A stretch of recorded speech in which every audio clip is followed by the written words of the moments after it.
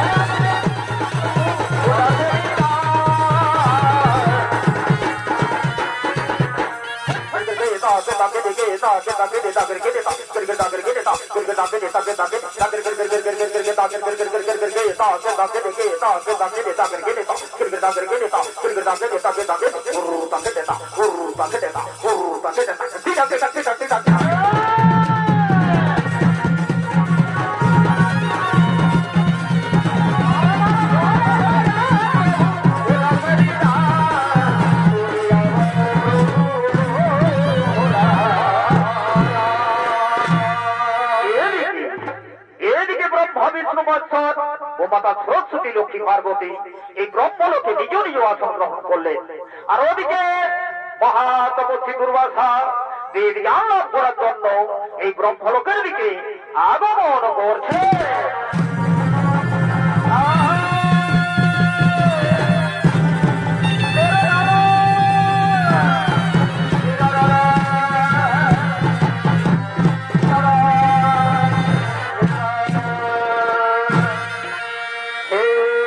ব্রহ্মা বিষ্ণু হে মাতা লক্ষ্মী সরস্বতী পার্বতী এই মহাতপস্বী দুর্বাসা আপনাদের আগাটননি জানাই সহজ কোটি প্রণাম, সহজ কোটি প্রণাম।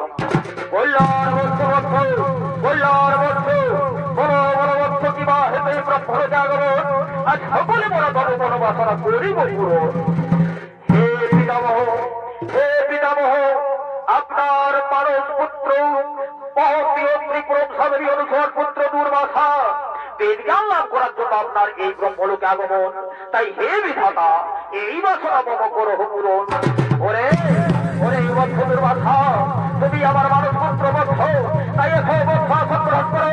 আজ স্বয়ং আমি তোমাকে বেদ না দিয়ে তোমার মনোবাসনা করিব পূরণ। বলো বলো বৎস। অগ্নি হে প্রহিতম, অগ্নি হে প্রহিতম, অগ্নি হে প্রহিতম।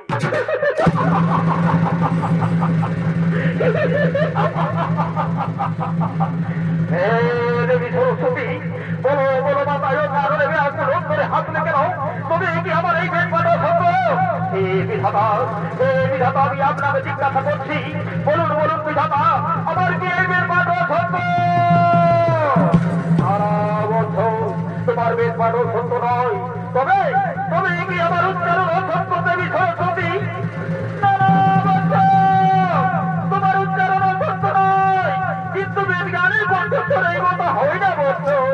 ও আমার কণ্ঠস্বর, আমার কণ্ঠস্বর আপনাকে কর্কশ লেগেছে তাই না দেবী? অর্থাৎ আপনার বড় কণ্ঠস্বরে এই ত্রিজগতার কারণই তাই আপনার বড় অভিমান হয়েছে এই ত্রিজগতে স্বরের স্বামী শুধু আপনি।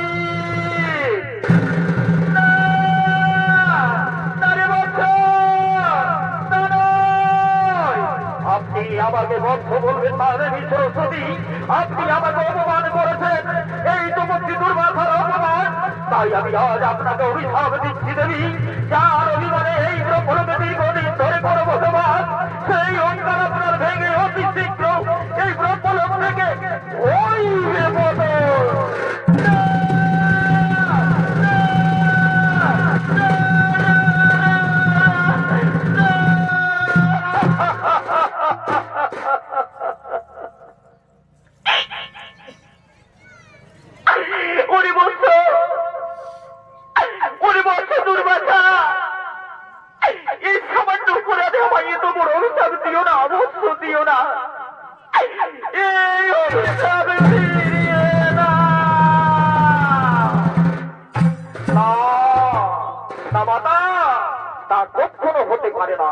যেমন বৃক্ষের পাতা খসে পড়লে পুনরায় জোড়ানো যায় না, সেই মতো আমার মুখ থেকে বের হওয়া বাক্য আমি ফিরিয়ে নিতে পারবো না।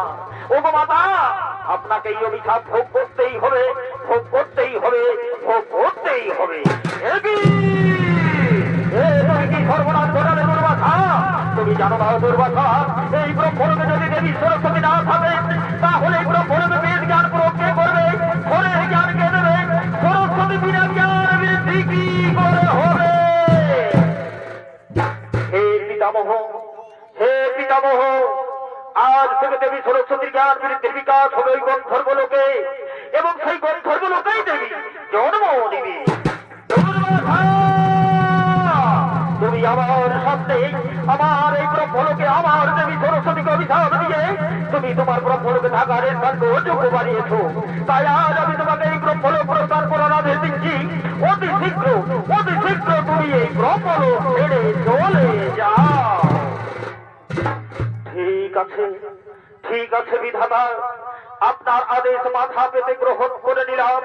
আজ আপনার আদেশ অনুসারে আমি এই ব্রহ্মলোক ছেড়ে চলেই যাচ্ছি।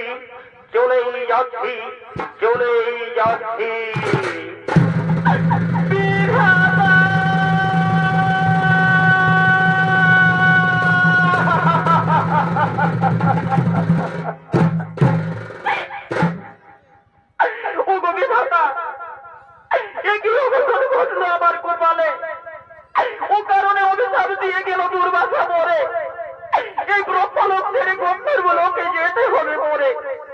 তাই ও বিধাতা, এই হতভাগী সরস্বতী অতি প্রণাম গ্রহণ করুন। তুমি কি বলছো দেবী? তুমি কি বলছো?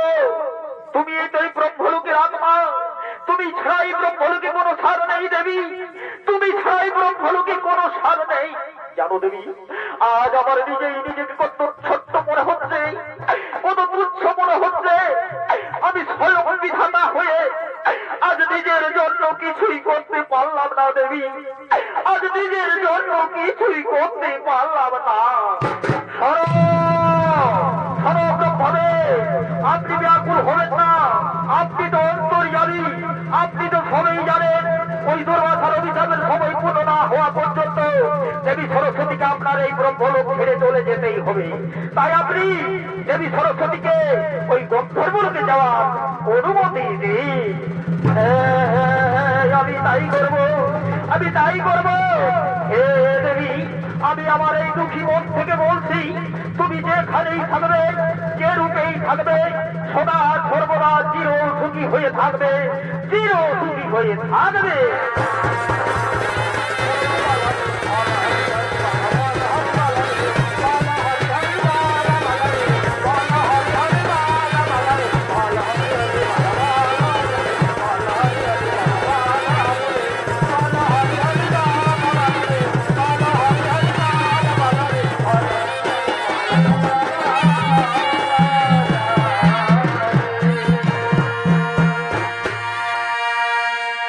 দর্শক মন্ডলী, তপস্বী দুর্বাসার অভিশাপে অভিশপ্ত হয়ে দেবী সরস্বতী গন্ধর্বলোকে গন্ধর্বরাজ বিশ্বাবসুর স্ত্রী চিত্রলেখার গর্ভে জন্ম নেওয়ার জন্য গমন করলেন।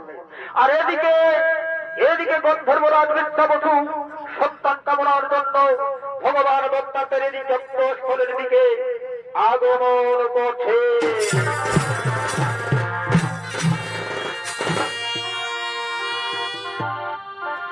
এ ভাই কোন মুনি কি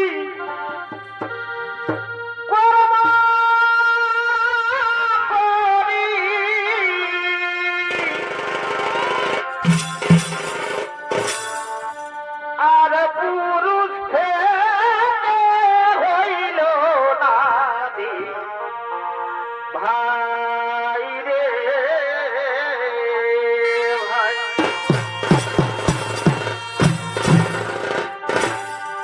এ ভাই কোন মুনিজি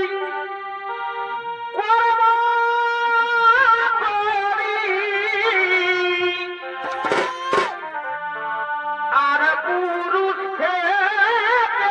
হইল না ভাই রে ভাই। ভাই এ ভাই 7টি সন্তান প্রসব করি। এ ভাই 7টি সন্তান প্রসব করি ও ফিরে পুরুষাকার পাই রে ভাই, পুরুষাকার পাই বটে বটে। এই শাস্ত্রের কথা নহে বিদ্যা, শাস্ত্রেই পাওয়া যায়। ও শাস্ত্র খুলে দেখো ভাই, শাস্ত্র পড়ে দেখো ভাই।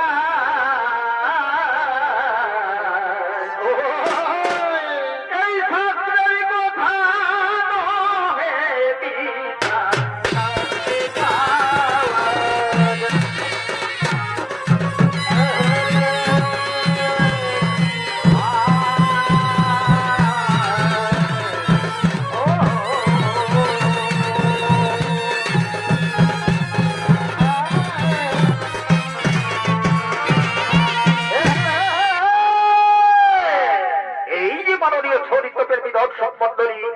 ইনি হলেন গন্ধর্ব রাজ্যের রাজা বিদ্যাবসু।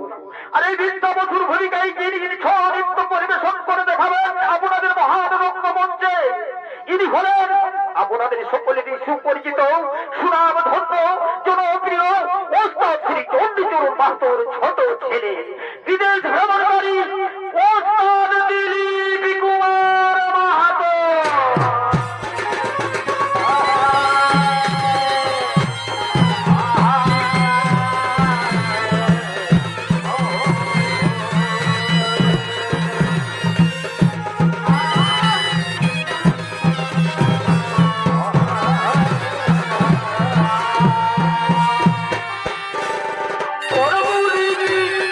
Oh!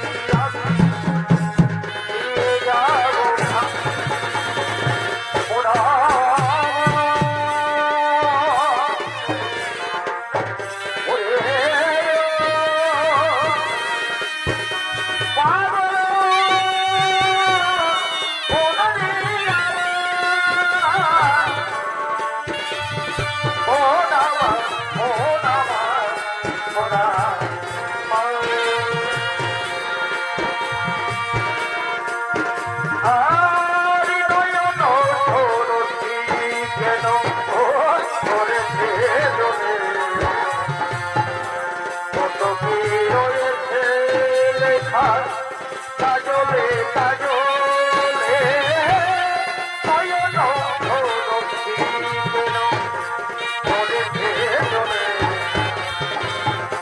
কতটি রয়েছে লেখা কাজলে কাজলে নয়ন লক্ষ্মী কেন আর বেদনা কলি তুই তাও ভালোবেসে বধূ বেদনা কলি তুই তাও ভালোবেসে বধূ ফুল ফুটার ফলে আমি ভরে দেব বধূ সারা মন দেব বধূ লোকে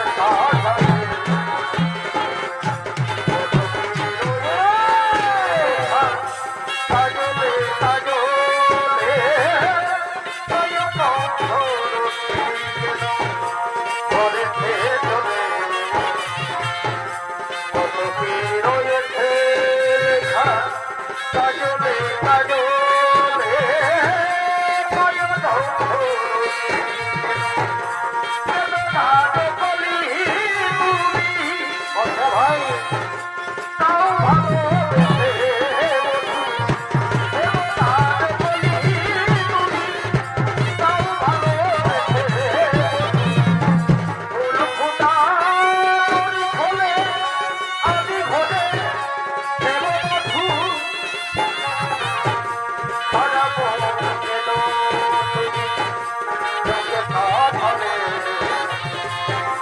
কত কি রয়েছে লেখা কাজলে কাজলে নয়ন লক্ষ্মী খোদা ওরে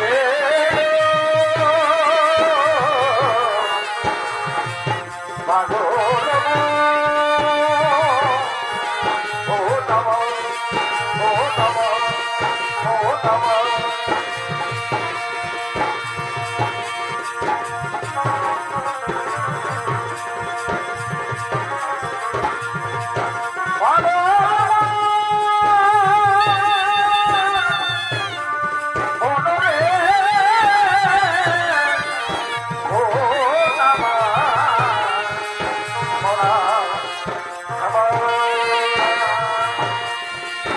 আমি করিয়া হইব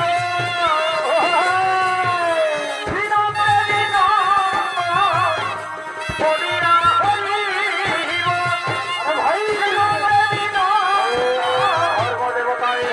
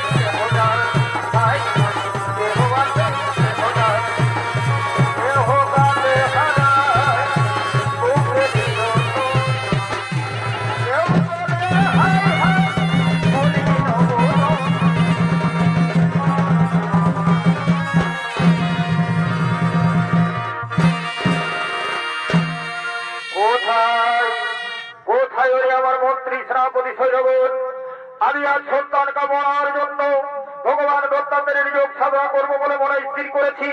তাই তোমরা সমস্ত যজ্ঞের সামগ্রী নিয়ে তাড়াতাড়ি ছুটে এসো।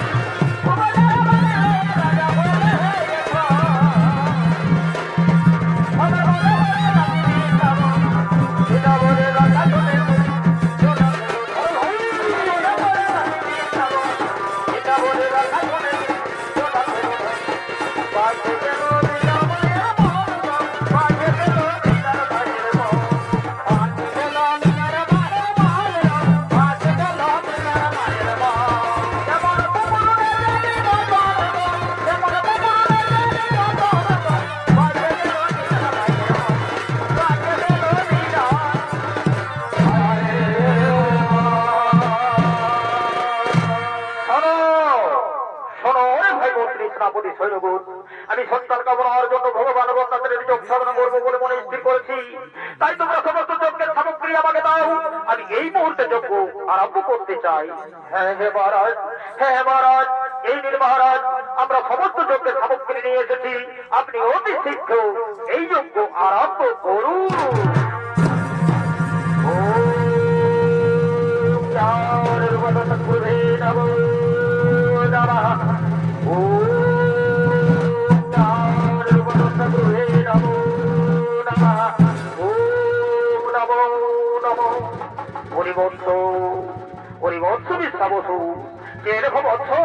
আমি তোমার সাধনে সন্তুষ্ট হয়ে তোমার সম্মুখে এসেছি।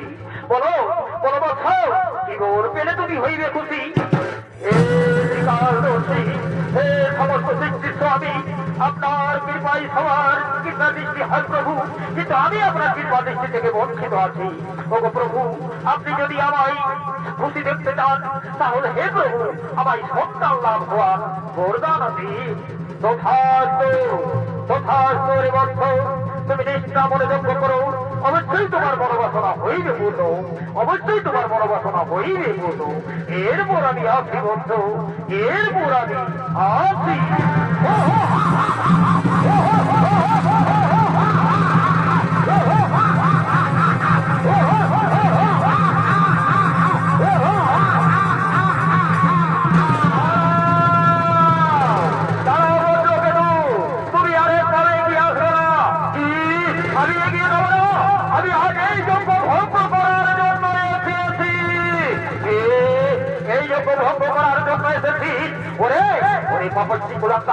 তোরে তো সাহস, তুই এই যজ্ঞ ভঙ্গ করার জন্য এসেছিস, তবে মৃত্যুর জন্য প্রস্তুত হয়ে যা।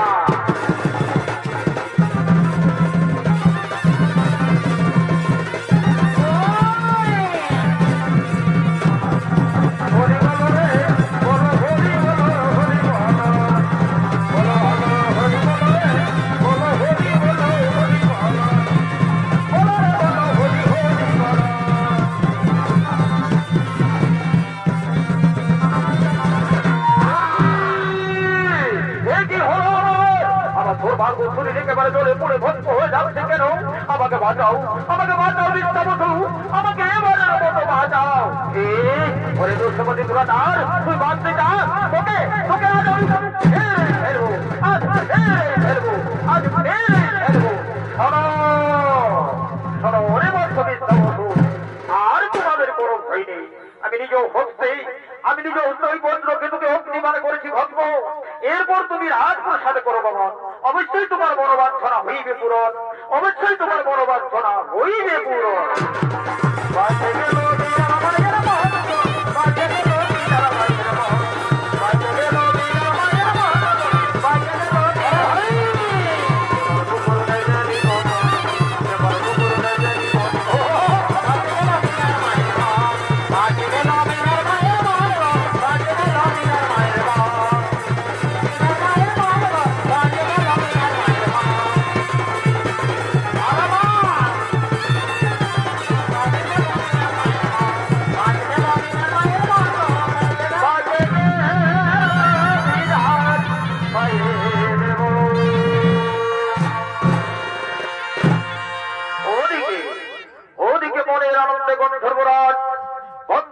তার মন্ত্রী সেনাপতিদেরকে নিয়ে নিজ রাজপ্রসাদে গমন করলেন।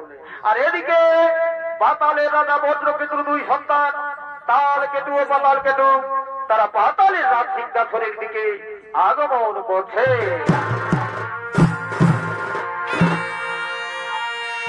তালকেতু পাতালকেতুর সামনে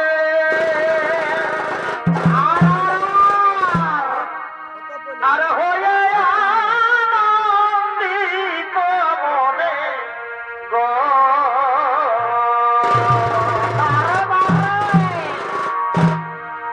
তারা আগমন করে এই রাজা সিংহাসনে। আচ্ছা আচ্ছা আচ্ছা, তারা আগমন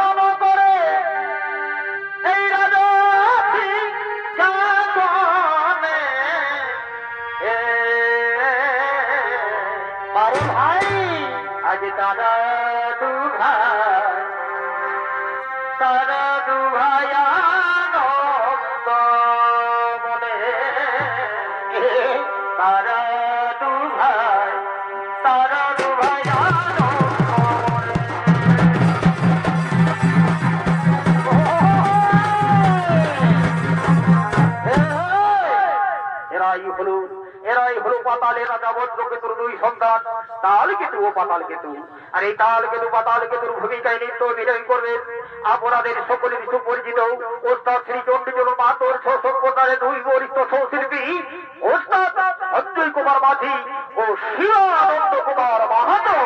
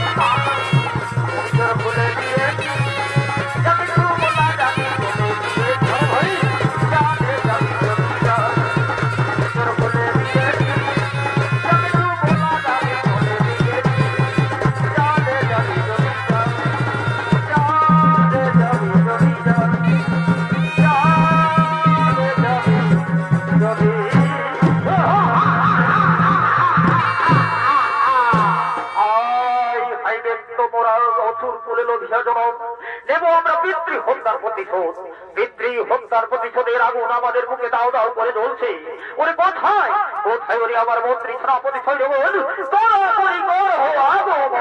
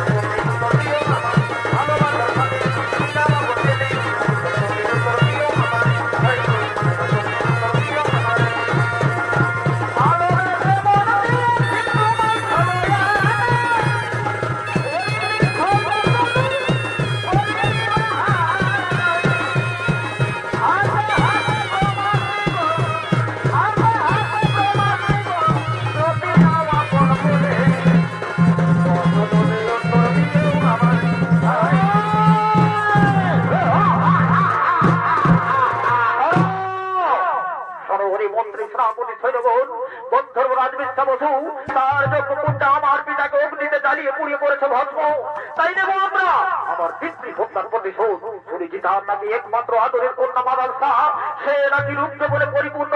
তাই চলো এই মুহূর্তে করবো আমরা গন্ধর্ব রাজ্যে আক্রমণ, আর তার একমাত্র আদরের কন্যা মাদাল শাহকে হরণ করে নিয়ে আসবো আমার এই পাতালপুরে।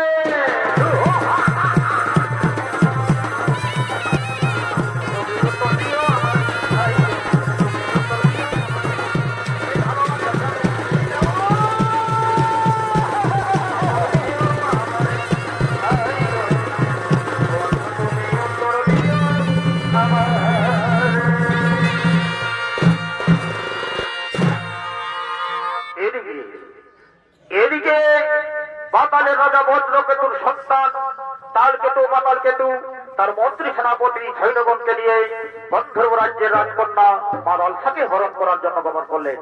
আর এদিকে রাজকন্যা মাদাল শাহ তার সমবেতী দাসীদেরকে সঙ্গে নিয়ে বাগানে ফুল তোলার জন্য আগমন করছে।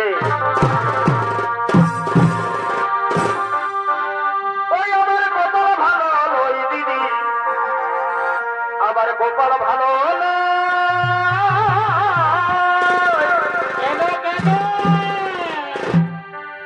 এই পাতাল বাদের সঙ্গে বসে কেঁদে কেঁদে ওই আমার গোপাল ভালো ওই দিদি, ওই আমার গোপাল ভালো